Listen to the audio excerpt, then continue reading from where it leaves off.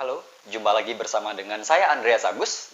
Masih dalam pembicaraan public speaking, semakin lama semakin menarik ya pembicaraan kita. Dan kalau kita sudah mengikuti video dari beberapa sesi sebelumnya, kita pasti akan semakin menyadari ternyata banyak banget ya pelajaran tentang public speaking. Betul, public speaking bukan hanya sekedar ngobrol atau bicara, pelajarannya sangat banyak. Kalau kita semakin mendalami mempelajari sesuatu, katanya kita akan semakin menyadari bahwa kita tidak punya apa-apa selama ini. Baik, topik kita kali ini adalah bahasa tubuh yang harus dihindari. Di dalam topik-topik awal, saya sudah menjelaskan tentang bahasa tubuh yang sebaiknya kita gunakan. Nah, sekarang kita akan membahas beberapa hal tentang bahasa tubuh yang seharusnya kita hindari. Kenapa?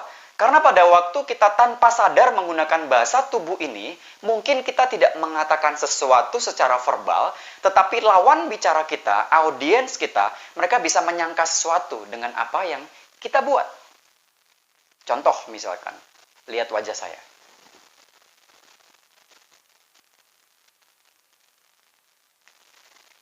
Apa yang Anda bayangkan dengan wajah saya? Orang sedang jatuh cinta? Bukan. Tersenyum? Dapat rezeki nomplok? Bukan. Wajah sedang marah. Jadi wajah-wajah seperti itu kalau misalkan jadi pembicara itu berbahaya. Ya, sedikit melenceng. Kita harus melatih kesabaran kita. Yuk, langsung saja.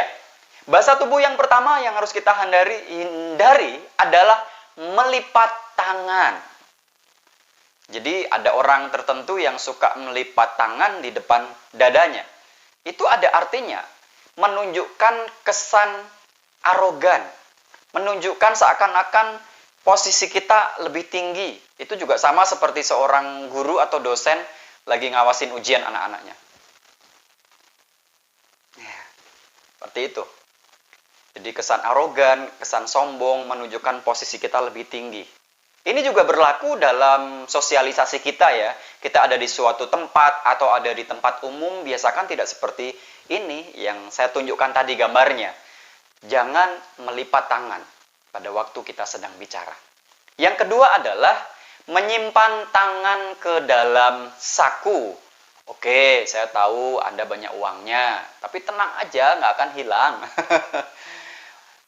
Waktu orang menyimpan tangan ke dalam saku, itu menunjukkan tampak kurang terbuka. Jadi seolah-olah ada yang disembunyikan. Ada juga sih ahli yang mengatakan ini juga kesan arogan.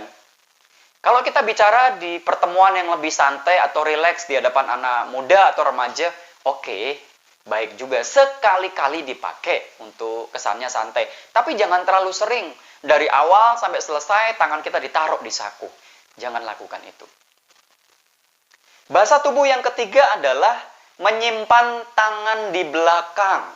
Seperti orang sedang istirahat di tempat. Istirahat di tempat, gerak. Wah. Hal ini biasanya dilakukan oleh pemula.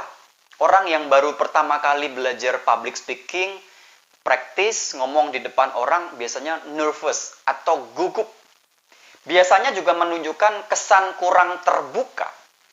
Jadi kita harus waspada, jangan sampai menyimpan tangan kita di belakang. Ya, selanjutnya menggaruk hidung atau kepala. Ya, Bapak Ibu Saudara, hari ini saya akan menyampaikan sebuah presentasi dengan topik, itu juga nggak enak. Seringkali pembicara melakukan hal ini padahal tidak gatal loh. Kenapa ya? Ini terjadi karena kurang pede alias kurang percaya diri. Jadi jangan sampai kita ngomong sesuatu yang penting, kita ngomong di depan calon investor bisnis kita. Bapak Ibu calon investor semua, izinkan saya hari ini akan membicarakan beberapa hal yang akan sangat menguntungkan di dalam beberapa tahun ke depan. Gak enak banget.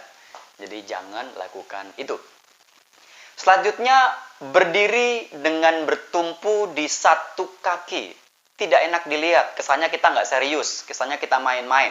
Jadi kita harus berdirinya ya nggak kaku, tapi juga jangan bertumpu pada satu kaki ya.